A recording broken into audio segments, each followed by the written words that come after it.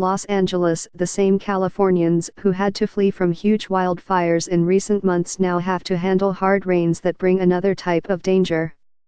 Storms dumped rain and increased the risk of mudslides in fire-ravaged communities. Northern California was hit hardest Monday evening, while Southern California was bracing for the worst to arrive overnight. Both regions have been plagued with destructive wildfires. Property owners stacked sandbags in devastated northern wine country areas where deadly fires hit in October, and well over an inch of rain had fallen Monday night.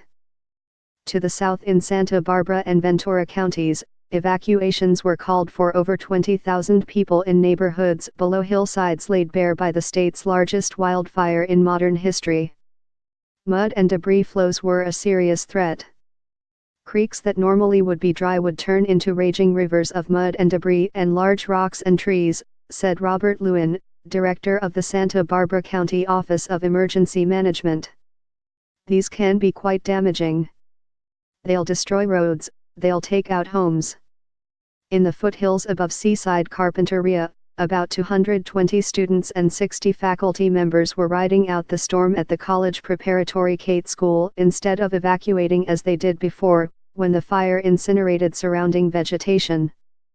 "We're on a mesa in the foothills and we have 2 drainages on either side of us," Headmaster Benjamin D. Williams said.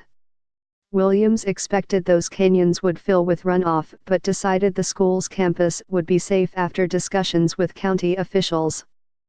"Access could be a problem," he said, "but the school has plenty of food and supplies.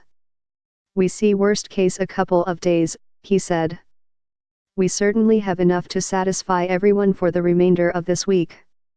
Forecasters issued a flash flood watch for parts for Sonoma and Mendocino counties north of San Francisco, warning that the rains that were saturating the area Monday night could trigger mudslides in areas devastated by October wildfires.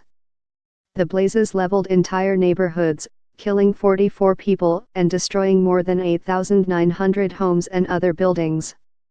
City crews are actively driving around looking for signs of any flooding, mudslides, things of that nature, said Santa Rosa Assistant Fire Marshal Paul Lowenthal. The fire damaged a significant amount of trees, and although a lot of the trees have been cut down and removed, there are still a lot of trees that could be a concern. Mandatory evacuations were also ordered for about 700 homes in former burn areas of Los Angeles County. A years-long drought eased in California last spring, but Northern California had a dry start to winter and hardly any measurable rain fell in the south over the past 6 months.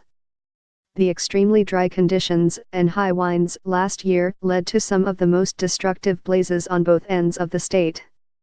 Now, the storm coming in from the Gulf of Alaska could dump up to 4 inches of rain on Northern California areas still recovering from fires before clearing up by Tuesday evening, National Weather Service meteorologist Steve Anderson said.